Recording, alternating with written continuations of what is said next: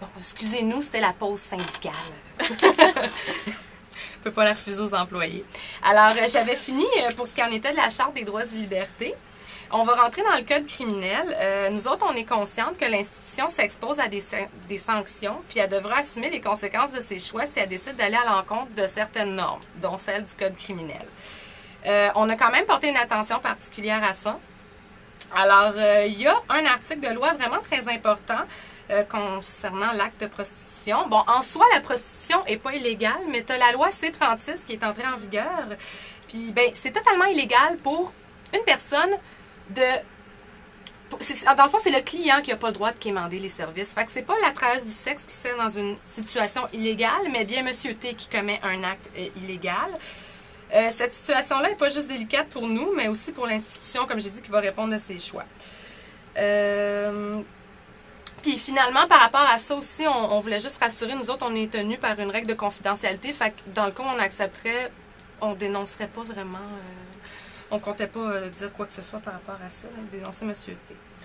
Il y avait aussi le fait que, bon, ben c'est sûr, les maisons de débauche, c'est illégal aussi.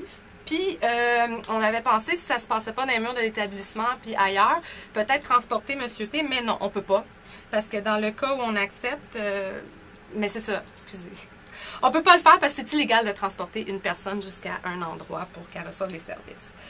Fait que, au final, ce qu'on a remarqué dans les normes, c'est que ça protégeait beaucoup les droits à M. T. Puis, en outre, ce qui était vraiment important, c'est dans le cadre de l'expression de la sexualité, les droits à la dignité, à l'autonomie, à l'intégrité, à la protection de la vie de M. T entrent en jeu. Alors, nous devrons nous assurer, coûte que monsieur ait droit à un espace intime où il peut profiter de sa sexualité. Fait que, mais ça, on verra comment on va faire ça. Fait que ça, c'est pour les lois. Au niveau des développements, des connaissances et des expériences professionnelles, ça, c'est un autre élément qu'on voulait considérer. Ben nous autres, on a peu d'expérience. Je viens d'être engagée, puis vous autres aussi. On est dans un nouveau CHSLD. Là. Et puis, ben c'est ça, on n'a pas d'expérience avec cette problématique-là, ni avec les personnes âgées tant que ça. Fait que ça nous cause un peu de soucis. Alors, on croyait tout indiquer de nous informer auprès de d'autres collègues, mettre en place des tables de concertation afin que nous puissions nous engager dans un dialogue avec les personnes plus expérimentées que nous. Tous les différents points de vue recueillis, ben, lors des consultations, ça va nous permettre de cerner un plus large éventail de possibilités, d'avoir une vision plus globale. Nous autres, on trouvait ça important. Au niveau du développement des connaissances, c'est certain qu'on va lire certaines documentations. On en a d'ailleurs trouvé 2 qui étaient très intéressantes, dont un article qui traite de la sexualité des personnes âgées en CHSLD. Ça soulignait d'ailleurs l'importance de respecter le besoin à la sexualité, le droit des gens à leur intimité. Puis on a aussi déniché un avis, d'ailleurs, que tu as avec toi, Mélissa, très, très intéressant. Ça provient d'un comité d'éthique qui s'est penché sur la situation de la sexualité des personnes âgées. Puis plusieurs points importants étaient soulevés, tels que l'absence de règlement au niveau de la prise en compte des besoins sexuels des résidents. Fait qu'ils font plusieurs recommandations très intéressantes. C'est certain que tout ça, on va en tenir compte, ça va avoir une bonne influence, mais il ne faut pas oublier l'unicité de chaque situation. Alors nous, la nôtre est unique, alors c'est un bon point de repère, mais on va quand même prendre en compte d'autres éléments. Au niveau de l'intuition, alors là, c'est sûr qu'on fait référence à la connaissance immédiate, là, sans recours au raisonnement et à l'expérience. Comme Rachel l'a dit tantôt, notre réaction spontanée, ça a été en gros de vouloir accorder ça à M. T, accorder sa requête. Mais considérant que la situation est beaucoup plus complexe qui paraît, nous, ça nous paraît insensé de nous fier sur notre seule intuition pour prendre une décision. Il faut quand même trouver une distance vis-à-vis de nos réactions spontanées. Puis quand on sait que l'intuition est souvent liée aux valeurs que nous préconisons, ça, c'est intéressant, mais c'est parce que des fois aussi, ça peut être lié à des préjugés et des connaissances erronées. Alors, il faut dépasser ce stade-là. Alors, je pense pas que cet élément-là va avoir une grande influence. Ça contribue à orienter vers où on s'en va, puis infirmer ou confirmer des solutions, des idées. Bon. Au niveau des émotions, c'est clair qu'on tient compte de certaines émotions, mais il faut prendre un recul face à ça aussi, là, parce que c'est quand même une première réaction aussi. Fait que ces émotions-là vont avoir beaucoup moins d'influence aussi sur notre décision finale que d'autres comme les valeurs ou les normes. Certaines émotions sont mises de côté, notamment celles qui sont associées à des préjugés. Par exemple, quand on a su que M. T trompe sa femme depuis des années, qui fume toujours malgré sa maladie. Il y a eu un accident de voiture causé par l'alcool. Ben, tu sais, on a eu une petite montée d'émotions contradictoires, un petit peu de frustration, un petit pas du mépris, mais tu sais, c'était un petit peu, ben, voyons, là, monsieur, qu'est-ce que tu fais? Bon. Fait que ça, tu sais, on va essayer de pas en tenir compte. Mais on a éprouvé beaucoup d'insécurité par rapport à la réputation du travail social puis de l'institution. Alors, puisque le travail du sexe, on va en parler tantôt, c'est pas socialement accepté, nous, on se demandait quelles sont les retombées pour le CHSLD, pour la profession du travail social. Qu'est-ce qui arrive si un scandale éclate? On avait aussi beaucoup d'appréhension, excusez-moi, face à un effet boule de neige. Il arrive quoi, là? Si c'est tout d'un coup, c'est le party, tout le monde, let's go. Bon, comment qu'on gère ça, nous autres, tu sais? Bon, on le sait pas. Fait que, bon, on se demande les répercussions. On a aussi ressenti des émotions qu'on a associées aux valeurs du travail social, dont on va en tenir compte. En outre, on a beaucoup ressenti de compassion, d'empathie et de compréhension face à la situation de Monsieur T. Le sexe, c'est important. Nous reconnaissons les besoins légitimes et son droit à la dignité, puis avoir une vie sexuelle active. Finalement, on a aussi ressenti beaucoup d'inquiétudes. Tout d'abord, on est préoccupé par rapport au danger de transmission d'ITS, la position de vulnérabilité de Monsieur T à cause de son handicap. Puis, même pour la travailleuse du sexe, là, il y en a qui subissent de la violence. Fait qu'il y a une inquiétude par rapport à ça. Puis, on s'inquiétait aussi par rapport aux répercussions sur les femmes puis la société que peut avoir le fait d'encourager ce type de pratique en ce moment. J'ai presque fini. Il reste l'élément ultime, la conscience professionnelle. C'est très important. Alors, on parle ici du soin et de l'intégrité donnée à notre travail. Mais nous autres, dans cette optique-là, on considère aussi que la conscience professionnelle est intimement liée à la conscience morale. Fait que ça ne se limite pas au simple fait de « j'arrive à l'heure puis je remplis mes documents ». Ça englobe aussi une conception du bien et du mal, avec différentes dimensions associées au travail social, à nos valeurs et à nos capacités de jugement. Nous autres, on a englobé ça comme ça. Ce qui est intéressant avec la conscience professionnelle et le jugement, c'est qu'ils nous permettent justement de prendre une distance par rapport à nos émotions et nos réactions spontanées. Le plus gros cas de conscience qu'on avait, je pense, là, c'était vraiment la sécurité et le bien-être des travailleurs du sexe, parce que Monsieur T, on est capable de s'en occuper. Les travailleurs du sexe, on n'a aucun contrôle là-dessus. On parle en outre du fait qu'il y a du trafic humain. Juste dernièrement, à l'île Perrot, qui est à Montréal, il y a 2 personnes qui ont été arrêtées parce qu'ils faisaient du trafic de femmes. Il y a aussi la possible présence du crime organisé, la violence que subissent toutes ces femmes-là. Alors nous autres, c'est vraiment un gros cas de conscience que d'accepter ça.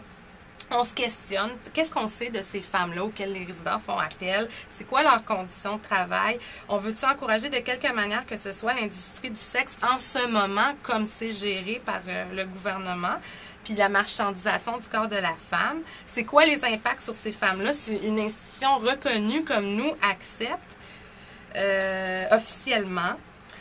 Fait qu'en gros, là-dessus, il faudrait que justement que l'établissement se positionne par rapport au travail du sexe à une échelle sociale plus large. Je pense que ça serait important. Fait que quelles seront les conséquences idéologiques et sociales suite à l'acceptation de la demande de Monsieur T?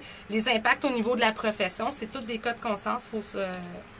Faut garder ça en tête. Est-ce que les gens vont perdre confiance en nous? Alors, c'est ça. C'est des questionnements au niveau de notre conscience professionnelle. Puis, ça va peser quand même lourd sur, je pense, notre décision. Là, la conscience, c'est...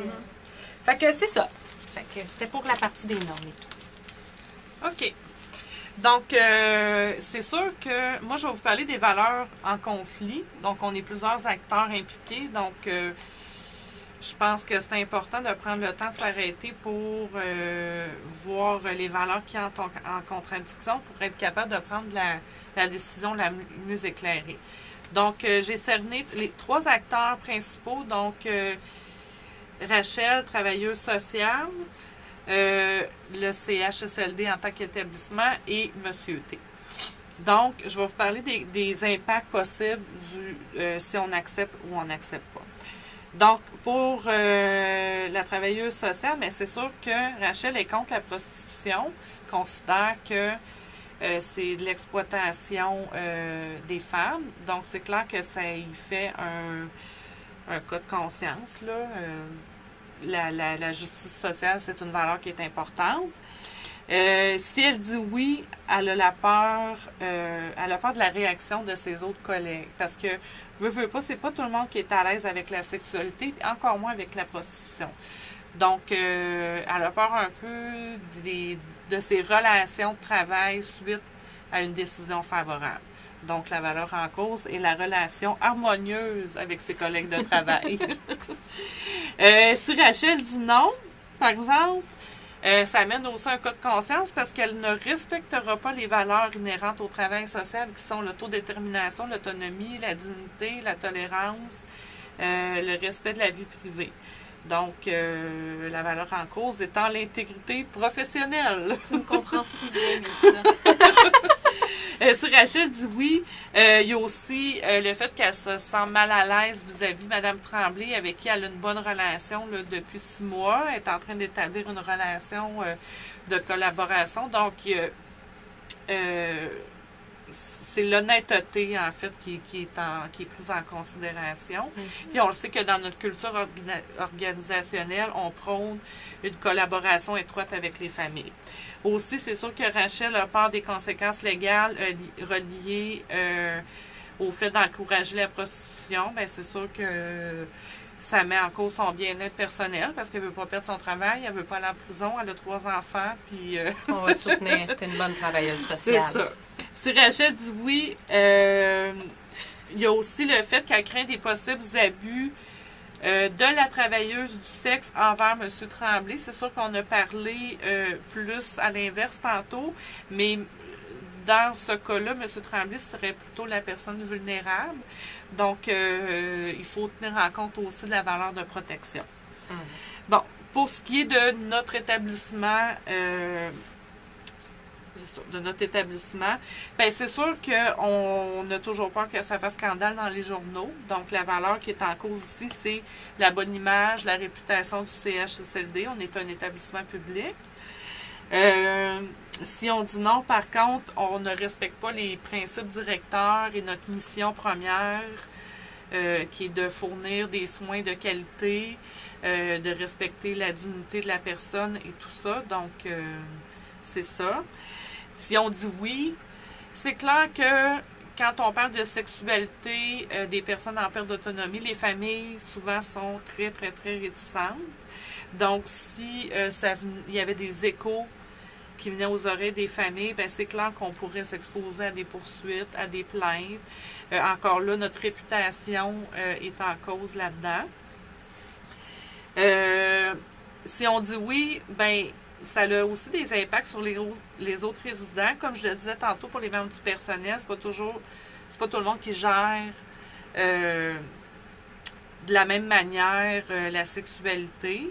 On parle de personnes âgées qui ont des fois des valeurs un petit peu plus conservatrices. Donc, c'est clair que il faut tenir compte de la qualité des services et de la sécurité émotionnelle des autres résidents. Parce que ça fait partie de notre mission aussi d'assurer un milieu de vie qui est sécuritaire, pas juste pour Monsieur T. Ils ne vivent pas tout seuls. Il faut s'assurer que les autres personnes soient en sécurité aussi. Si on refuse, ben c'est ça, on ne respecte pas la loi, dans le fond, et la Charte des droits et libertés. On peut s'exposer aux plaintes parce que on ne respecte pas l'intégrité de la personne, c'est-à-dire son droit à une sexualité épanouie. Donc, voilà. Et ben pour ce qui est de M. Tremblay, oui. On prend une pause.